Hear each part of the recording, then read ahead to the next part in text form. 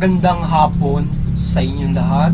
Muli, ito po si Herbert Curia, author, promoter nitong Human Rights Promotions. Kakibat ang ating pananalig sa ating banal na Panginoon Diyos, banal na Panginoon Kristo, at gabay ng kaliwanagan ni Banal na Santa Maria, mula sa isyong ating nakalap at nagbabantay sa mabuting pamamahala, patas ng hustisya at karapatang pantao, ay hinggil sa issue ng International Women's Day on March 8, 2026. Yan. Ipinagdiriwang ang International Women's Day ngayong March 8, 2026. So ngayong araw na yan. At ang tema nito mula UN Women's Day ay Right, Justice, and Actions. Ang karapatan ay dapat na makamit ng kababaihan bilang kanilang proteksyon. At kung may hustisya, ang karapatan ay makakamit. Yan. Sa tema ng UN, kailangan ng mga legal na magpoprotekta sa mga kababaihan sa mga batas na ipapasa at ipapatupad. Ang mga batas na ito ay makakaprotekta sa kanila mula sa violence and exploitations and discriminations. Kailangan kilalanin sila ng korte at suportahan upang makalikover ang mga kababaihan kung sila ay magiging biktima sa paglabag sa kanilang karapatan. Marami sa ating mga kababaihan sa mundo ang hindi nakaka-access ng legal or justice. Ngayon, ang Human Rights Promotion ay maling sumusuporta sa mabuting pamamahala, patas ng hustisya at karapatang pantao. Sa isyong ito, ng International Women's Day on March 8, 2026, o ngayong araw yan, ay ating binabati ng Happy Women's Day ang lahat ng kababaihan sa mundo. Mula sa, syempre, sa ating mga kapamilya, yung aking mami at saka yung sister ko, at higit sa ating banal na Santa Maria. Baiting natin sinusuporta ng karapatan ng mga kababaihan at being gender at dapat nilang makamit sa pamumuhay na ito.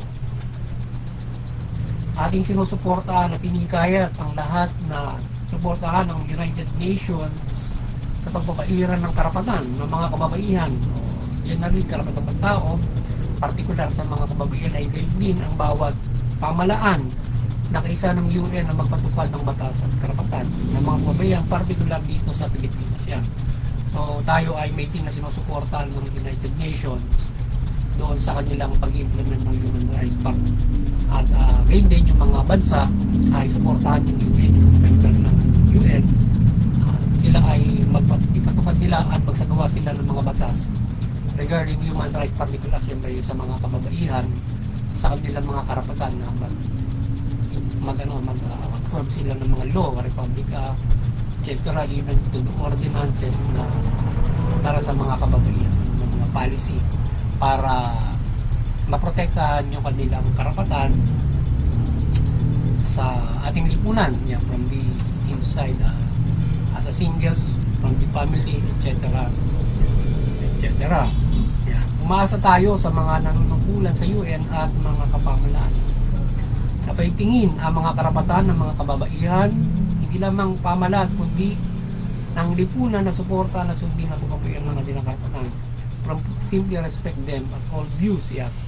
Kaya inaasahan natin yung mga nanunungkulan sa UN at yung ating pamalaan na paitingin yung mga karapatan ng tao, particular yung sa mga kababaihan, at siyempre ang lahat ng mga tao, yung mga mamayan, particular yung sa Pilipinas, suportahan natin yung karapatan ng tao, particular yung mga kababaihan, para ito ay ipatupad na maging batas at ito ay sundin natin. Yung hindi basta may batas pero yung malakas ang loob, nilalabag pa rin yung karapatan ng mga kababaihan. Kahit ngayon dito sa atin na-implement na rin yung karapatan ng kababaihan, pero marami pa rin yung hindi nag-recognize yung karapatan. Namumuhay pa rin doon sa mga old ways of life, kaugalian, sa iba't ibang mga kinagis na mga kaugalian in how to treat women, children, hanggang sa adult, yan, na kung paano ang kanila ito tinatrato yung mga kababaihan. Lalo na sa ibang bansa medyo mabigat yung paglabag nila sa karapatan ng kababaihan.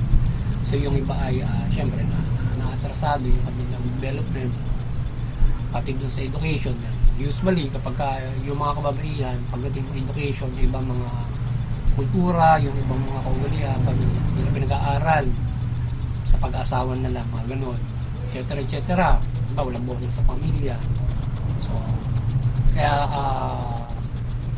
dapat ay kailangan ng pag-recognize ng lipunan, maliwanagan sila o sila ay mamula sa karapatang pagtao, particular sa kababaihan, at sundin yun para yun ay ating pag-ugali na nilarespeto natin yung karapatan kasama sa ating pamumuhay na tayo ay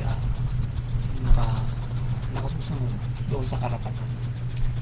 So, ngayon din naman ang mga kababaihan ay magabayan ng karapatang pagtao din at ng batas upang suportahan ang fair implementation nito mula sa inyong hanay. Higit ay magabayan kayo ng ating Panginoon Diyos mula sa ating Panginoong Jesucristo sa kanyang inihayag sa mabuting balita kung paano tayo mamumuhay with faith at maliwanagan ni Banal na Santa Maria. Siyempre, yung mga kababaihan ay particularly kayo ay magkaisa in pagsuporta sa karapatang pagtao, particular sa hanay. Dapat nagkakaisa kayo at para sa inyong mga karapatan, voice it, at siyempre ang buong lipunan ay susuporta sa inyo sa inyong karapatan, kagaya natin na susulong ng karapatang pagtao, mabuting pamahalaan. Tayo ay particularly, siyempre tayo ay susuporta sa karapatan ng mga kababaihan at kayo ay makamit at maprotektahan sa inyong mga karapatan. Ang mga kababaihan ay makiisa sa pagliligtas ng sangkatauhan mula sa pagpapalaganap ng mabuting balita at pamumuhay ayon dito sa iba't ibang inyong pagpapala at kayo ng bigay ng Espiritu Santo. So yan, so yung mga kababaihan, makiisa rin kayo sa pagliligtas ng kasangkatauhan mula doon sa pagpapalaganap ng mabuting balita at sa practical ito. Yan. Particular sa inyong mga hanay, yan, yung mga bata, yan, at inyong ispractica o inyong pag-ibayuhin yung pagpapala na ibinigay ng Panginoon Diyos sa inyo bilang mga kababaihan. So, ngayon yung mga kababaihan ay huwag makipagpaligsahan sa iba't ibang gender mula sa mga kalalakihan. Pairalin yung equal gender, may kanya-kanya tayong katangian at pagpapala ng Panginoon Diyos. Magtulungan tayo para pag-ibayuhin ang ating mga kainan sa pamumuhay na sa gayon ay uunlad ang ating karapatan. So yan. So yung mga kababaihan dapat hindi kayo nakipagkompetensya sa lalaki na ganito para sa inyong mga karapatan o protection. Dapat pag-ibayuhin natin, magtulungan tayo for the human rights generally at particular sa inyong mga karapatan para umunlad yung karapatan ng bawat isa at hindi nakikipag-confidence kasi yung ibang mga babae ganun mas magaling dito, kaya din namin ganito, parang ganun dapat ay pagkilala doon sa equal gender at syempre yung sinasabi nga yung kailangan ng justice, kailangan yung equality yan para sa inyong mga karapatan. So kailangan na kilalanin ito at ito ay kayo ay ipakilala ang inyong mga kakayanan bilang mga mula sa inyong mga katangian na pinagkaloob ng ating Panginoon, not to compete with the other gender na pwede namang higit kami sa inyo na makapamumuno sa inyong mga, hindi dapat yun. Pero kasi ibang babae na to para sabihin na sila ay dapat ay bigay ang karapatan o sila ay may karapatan na mag-exceed. So dapat magtutulungan, hindi magpapalit sa. So ngayon magkaisa ang lahat na imulat sa karapatan ng bawat isa upang maunawaan ng marami kung ano ito at bakit ito kailangan na ipatupad at unawaan, particular karapatan ng mga kababaihan. At ang iba't ibang paniniwala at tradisyon at kaugilan ay naghihinder na kilalanin ng karapatan lalo na sa kababaihan. So yan, magkaisa tayong lahat para sa ating karapatang pantao At para malaman natin kung ano ba yung karapatan na yan, at particular din sa mga kababayan, upang kilalanin natin, respeto natin, hindi natin nalalabag o na hinder yung kanilang dapat na halimbawa development o dapat na kakayanan na kanilang i-explore. Kasi kapag hindi natin alam yung karapatan nila, hindi natin nalalaman kung ano yung ano ba ang kakayanan na ipinagkaloob sa mga kababaihan ng ating Panginoon Diyos, ay may mga kaugalian na at lalong-lalo na kung hindi natin nalalaman yan, ay nahihinder yun. So alamin para kilalanin natin yun, kagaya ng equal pa, edukasyon. So meron ayaw pag-aaralin yung mga babae. So kung hindi natin sila bibigyan ng pagkakataon ng makapag-aaral, so hindi na extract yung kanilang kaalaman. Hindi na kanilang pagalingan pa doon sa kanilang mga kapatid o mga lalaki, para pwede mas matalino kami sa inyo. Diba? Parang gano'n. Na which is na dapat silang bigyan ng edukasyon, di ba? Kung hindi ito matalino, kung mabopos sila, parang gano'n. So hindi. So dapat ay yung kakayanan nila na makapag-aral at sila ay mag-import anumang edukasyon ng kanila, mararating ay malaking bagay para sa mga kababaihan na dapat na kilalanin ng lipunan ng mga kalalakihan at nilahatan dyan. Diba? At yung mga dapat mamulat yung mga iba-ibang kaugalian, tradisyon na naghihinder dyan. So dapat sama-sama tayo nagsusupport ng human rights, particular yung sa kababaihan. Para yung tradisyon ng pamilya, may mga lipi, mga tribes, yung mga ganyan, iba yung kanilang pananaw sa buhay. So dapat ang pananaw ng lahat, kung may iba't ibang mga pananaw,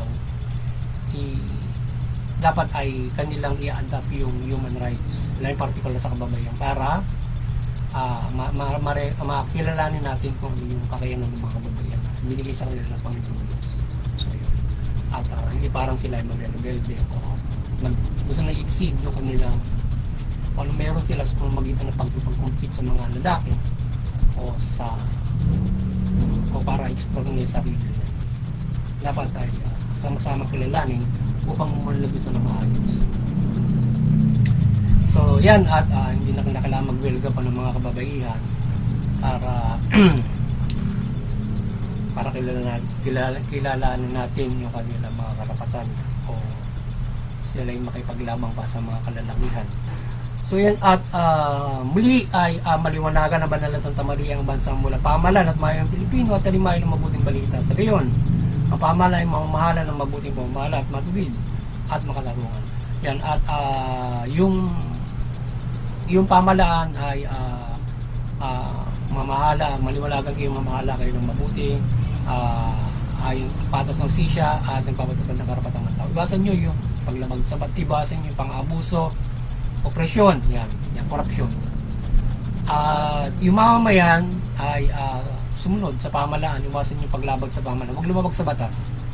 At suportahan yung karapatang pantao, pagpapahirap ng mabuting pamahalaan, karapatang pantao, patas ng hustisya, sa gayon makapamumuhay tayo ng mapayapa, maunlad, ayon sa ating karapatan. Sa gayon, ay higit sa lahat ay makakapanampalataya tayo nito sa ating manala Panginoon Diyos mula sa pamumuhay nito, at hindi tayo namumuhay ng mabigat sa ating pananampalataya. Even though, ano man yung ating tinatagis na pamumuhay ngayon, anong man pamumuhay yan, maging matibay tayo sa pananampalataya sa Panginoon, so bilang yung uruan ng Panginoon sa Kristo, para hindi tayo magkamali, magkasala sa ating pananampalataya, at hindi tayo bubayan ng Panginoon. Muli, at idalangin natin na palaging mapilti ng Panginoon Diyos at tulungan tayo sa pagpapayag ng karapatang tao. Muli, magandang hapon sa inyo lahat, at sana nakapagsabuhasan naman ng human rights promotion sa lingkod at hindi sa karapatang ng tao mula dito sa isyong ito ng ating tinungayan mula sa karapatan ng mga kababaihan. Kaya yung mga bayan, pagpalain kayo ng Panginoon Diyos at kayo ay may sa praktika ninyo ang mga pagpapala na ipinagkaloob sa inyo at kayo ay inuwain ng lipunan. Magandang hapon sa inyo lahat. God bless you all.